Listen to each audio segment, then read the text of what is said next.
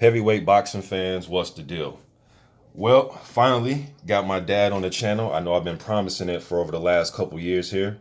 The first man that introduced me to boxing. I did a video about that a couple years ago. Introduced me to Muhammad Ali. My dad. What's going on, Dad? Hey, how you doing, Uh, man? great, great. So yesterday, Dad, this story broke out that heavyweight from the UK, Dillian White, allegedly, all right, well, his A sample came back as positive for Dianabol metabolites. And Yeah. you are privy with, the bodybuilding world, weightlifting. My dad's been lifting heavy shit for over 30 years, man. So I'll edit some pictures in on this video. Also, go check out his videos he did with Rick Drazen, who is big in the weightlifting world and pro wrestling world. Any of you guys know about those topics, you know who Rick Drazen is, all right? But Dad, explain to my listeners what D-ball does for you. D-ball is mainly what we got it from the Russians, because the Russians was using it way back in the 60s and 70s when they was kicking our butt in the Olympics. But then I'm just gonna say we finally got smart and started using it ourselves. What it does, it's more like a powerlifting drug because it makes you really strong. But that's the pro side of it. But the con side of it gives you like a bloated up look, like somebody just pump you up with an air pump or something. It's more water weight than anything, but strength wise it's 100%. Okay. And what would be your opinion if a pro boxer, now I want to keep saying allegedly, all right, just for the sake of YouTube, but for a pro boxer to get in there with that allegedly in their system, how unfair do you think that is from a from a competition standpoint? Well, it depends on if they tested for it. I guess they tested for it if it's boxing. But if he probably thought that, I don't really think he was thinking, because he should have known they was going. They test in boxing all the time, right? Yeah. Well, they Well, supposed to. okay. Well, he probably didn't know the shelf life of it, because the shelf life for testosterone is like 2 or 3 days. Dianabol stays in your system for like a few months, even after you stop taking it. And what's the side effects to this steroid, Dad? Long-term use, it can mess your kidneys up pretty bad, because anything you take orally is bad on your kidneys, like Dianabol, Anavar, Anadrol, um, Winstrol B tablets, those kind of things that they take effect on the liver and the kidney. Okay. And Dad, just to give my listeners, I know I kind of briefly went over it, but just give them a little history of your weightlifting background. Well, I started lifting about 2 years, no, 1980, 1980, the year you was born. I started lifting at that time. I got really serious about it like in 1982. And 1985, I was on the competition stage 3 years later. I got like a fourth place in that one. When I got a fourth place in the first one, I kind of figured like I knew that this was for me. And I just been doing it ever since. Okay. And Dad, I know I always talk to you offline about boxing all the time, so it's kind of fitting, kind of coming full circle now for me to do a video with you. What do you think about the heavyweight division, just from the guys you've seen? What do you think about Andrew Ruiz and Anthony Joshua? What did you think about the first fight, and how do you feel about both fighters going into the rematch? Well, Andrew, what's the guy named Ruiz? I had never heard of him until he beat Joshua. I had never seen him fight before. And from what I've seen, he's pretty good. I think Joshua kind of underestimated the guy, because I don't really think he trained that hard for it. Because, but I'm not gonna say he didn't train that hard. He probably didn't think that guy was gonna kept bringing the pressure like that even after he got knocked down. He just kept pressuring him. I don't think Joshua was ready for that. I don't think he was in shape for that. Right, because usually after Joshua, after he usually drops people, uh, they usually say uncle after that. Yeah, you Right, give up. Yeah. just despite the Klitschko fight, because Klitschko was a all-time great fighter, he had a little bit more fight in him. But the other guys, once he put them on their ass, looked like they're ready to fold up camp. And I also Right. agree that Ruiz, once he went down and got up like nothing happened, I don't think Josh was ready for that pressure. I don't think he was ready for the head movement, the fast hands. I think there was a lot of things offsetting Anthony Joshua that night stylistically. Um, Hmm. what do you think about the fight going into the rematch? What do you think that Anthony Joshua needs to do better, and what do you think Andrew Ruiz needs to do better? I think Andrew Ruiz shouldn't change anything. I think he should just keep doing what he was doing. Joshua gonna have to come with his conditioning is gonna have to be better because, like I say, around about this fifth or the sixth round, it seemed like he was out of gas. I think I don't think he was in that good of a shape. I mean, he looked like he was in shape, but like I say, I think he needs to work on his cardio a little bit more. Yeah, I'll add that in there along with his head movement. Uh, Hmm. what do you now looking at AJ? Do you, in your opinion, do you think he's more in us boxing or us guys on the internet? I'm not gonna say boxing fans, Dad, because I know you're a boxing fan before I was even born, but just a lot of guys on the internet, we always compare him to some people compare him to Lennox, some people compare him more to Frank Bruno. In your opinion, you watching the sport for for way longer than me, who do you think Hmm. AJ resembles more, Lennox or Frank Bruno, and why? Uh, I can't really compare him with Frank Bruno because Frank Bruno was kind of stiff. You know what I mean? He Mm-hmm. kind of like was robotic. Do you think he was more robotic? Because a lot of fans think robotic is, or that AJ is robotic. I don't think he moves his head enough. Do you think he was? Hmm. Do you think he was a little bit more fluid than Bruno? Yeah, yeah. I think he was a lot faster and he wouldn't as robotic as Bruno. Bruno was just like was stiff. I mean, Tyson showed you that. He was just stiff to me. Joshua was more. He moves a lot more than Bruno did. Would you say he wasn't as he's not as quite as good as Lennox? Lennox seems a little bit more fluid. He seems more just like a natural fighter, like he was almost born to do it. Yeah. Lennox Lewis would have beat Joshua too. You know, I would have liked to see Lennox Lewis and Wilder go at it. That would have been good. Speaking of the bronze bomber, Dad, last I was out in California, was to see Fury versus Wilder. What do you think about Mm-hmm. Wilder's last performance against Dominic Brazil? I know it didn't go that long; it only lasted one round, took one right hand. But what do you think Mm-hmm. about Deontay Wilder, Dad, and comparing him to guys like, as far as power, to guys like Ernie Shavers, Big George Foreman, Mike Tyson, Joe Louis, so on and so forth? Where would you rate Deontay Wilder's power, and what do you just think about him overall and the Brazil fight? Well, the Brazil fight, I think he was still pissed off because he didn't win the fight. They gave him a draw against Fury, which I think he really won that fight. Because if Fury would have knocked him down twice, there's no way it would have been a draw. I mean, that's my opinion on that. I think he ranks right up there with everybody else power wise. You know, he need to work a little bit more on his boxing skills because he seemed like to me he just be looking for the knockout. Yep, and he also brought that up that he wanted to go back to the basics. That was going into the Brazil fight, but I think it's kind of hard to show the whole development of him going back to the basics when it ends in one round. But they don't get paid for overtime. Um, Right. Now, as far as his boxing skills, I always laugh and say that he got the skill to knock a motherfucker out. You know what I mean? So, Yeah. but I do understand what you mean as far as about the technical point. The 1-2 roll under, step over, just the traditional boxing type of stuff. But that I think his unorthodox type style is working to his advantage right now. But usually, guys with this unorthodox style, once they get older and their reflexes aren't as good, then that's when it kind of starts to unfold. Mm-hmm. Um, as far as power, though, I think his one shot power is incredible. Guys like George Foreman, Ernie Shavers, guys like that, they just seem more powerful with either hand.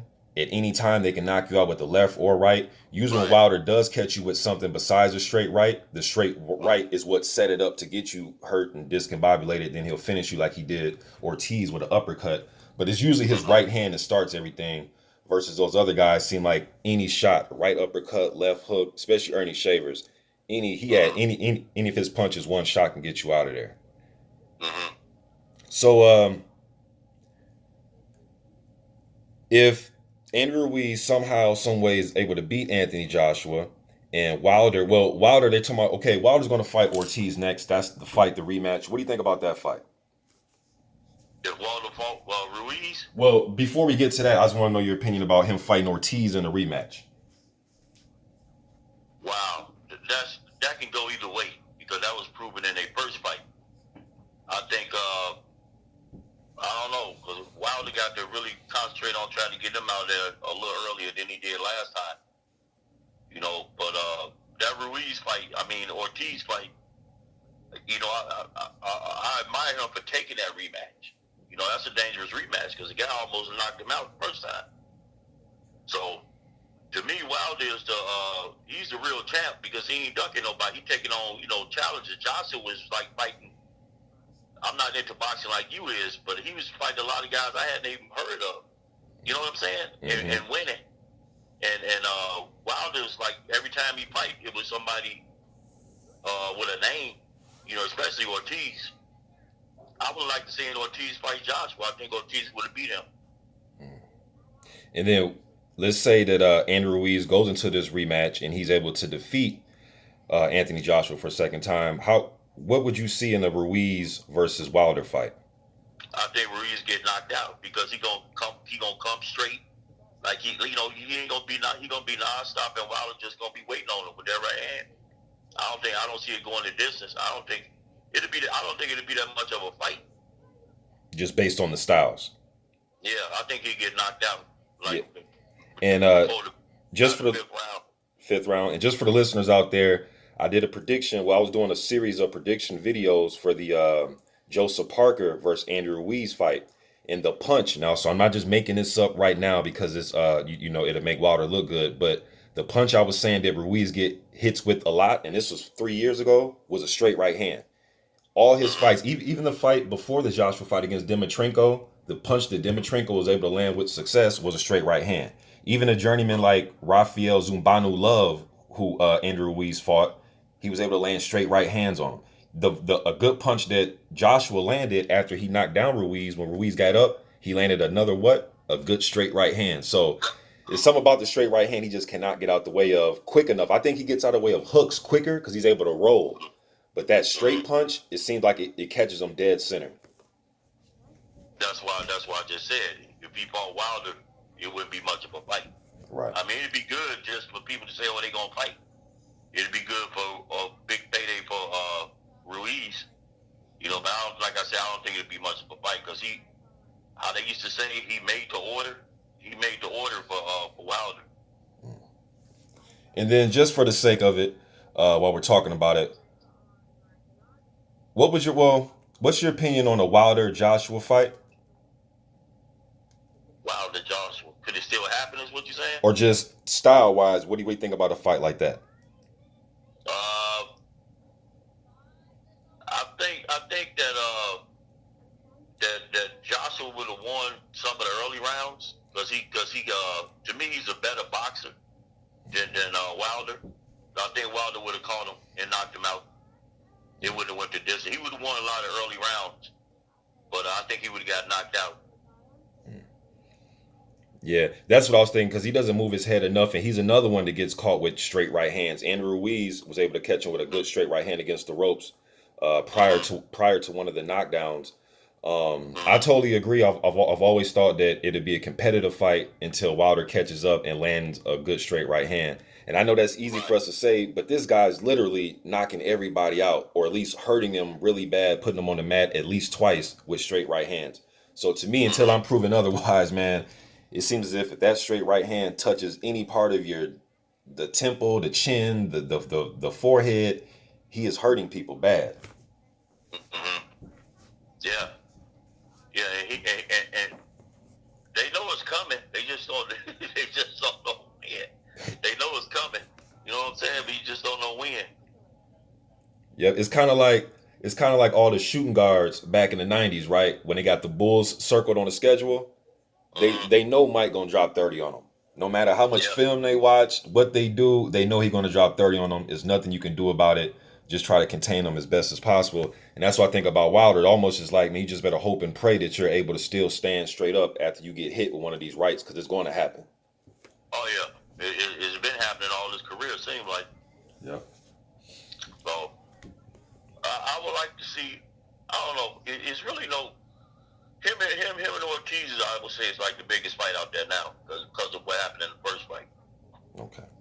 So a lot of fans will argue, well, why would your dad say that when? Because a lot of fans that they think that Tyson, especially a lot of the UK fans, they think that Tyson Fury beat him. All right, they in their opinion, they thought he schooled him. And to me, just because you know poke a jab out, circle, put your hands behind your back, stick your tongue out, that doesn't mean you're schooling nobody. To me, you're just showboating without really putting out any results, in my opinion. Um, so a lot of fans will probably argue that Tyson Fury uh, is probably the better, more competitive rematch. But to me, it's like, man, but this other guy damn near knocked him out. So, but I think it's just the fact that he was able to go 12 in a lot of people's mind. Well, a lot of people thought he was knocked out. What do you think about the 12th round knockdown? Did you think the count was a little bit long? Because when I was watching it live, when I was in the venue in Staples, it looked like he was on the ground forever. Now that's me being in the crowd, everybody going crazy. It just looked like he was on the ground forever. Well, I think that he was knocked out, kind of like how Buster Douglas when he got knocked down by Mike Tyson. Yeah, I think it was a long count. They was trying to get that guy every opportunity he can because he had his fans in the audience singing that crazy song. I don't know, I forgot the name of it. You know what they be singing? Sweet Caroline. Yeah, and I think he lost that fight, man. Because like I say, if Wilder would have got knocked down twice, in no way it would have been a draw. It would have been and the new. You know what I'm saying? So they gave him a break for a rematch. And deep down inside, Wilder know he won that fight. Yeah, so, you know that's boxing. You saying deep down inside that Deontay Wilder thought he himself won the fight? Of course. Okay. Yeah, because two knockdowns. Okay, I'm gonna say it again. If Wilder would have got knocked down twice, there's no way it would have ended up a draw. Don't you think? Yeah, I totally agree. I totally agree with you. I totally agree. So, all right, Dad. I'm not trying to throw no race thing in it, man. But come on, man. Right. Yeah, we know. It is what it is. Yeah, we know what time it is. You know, Wilder, Dad, he gets a lot of hate when I bring this up. People say, "Oh no, he doesn't. You're just," and I'm like, dude. And Dad, you know, you introduced me to Larry Holmes. He's one of my top 3 fighters of all time. Ali, Foreman, and Holmes, my 3 favorite fighters. And to me, I always compared the way he gets treated by media and fans as far as he doesn't have enough skills or he doesn't have this or he doesn't have that. To me, I compare the way he gets treated by a lot of media to Larry Holmes. Am I far off with that comparison? As far as the way the media, like the way Howard Cosell used to treat Larry Holmes when he was coming up and when he was a title holder after Ali. When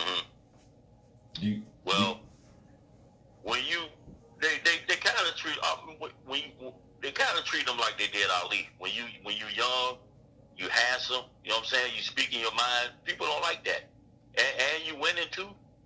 You know, some people don't like that, so that's why I think he get treated the way he get treated. But all he got to do is just keep knocking him out and just keep being himself, and he'd be okay. All right. Well, there you have it. Got my pops on the line, man, to chop it up. Gonna have them on a lot more. Finally good to get them on. Usually when I think about getting you on, that is usually after I make videos. And right when I make videos, like, man, I should get my dad on. But finally able to get you on. I'll have you back. Good talking to you, Dad. Yeah. All right, man. Looking forward to seeing you soon. Yep.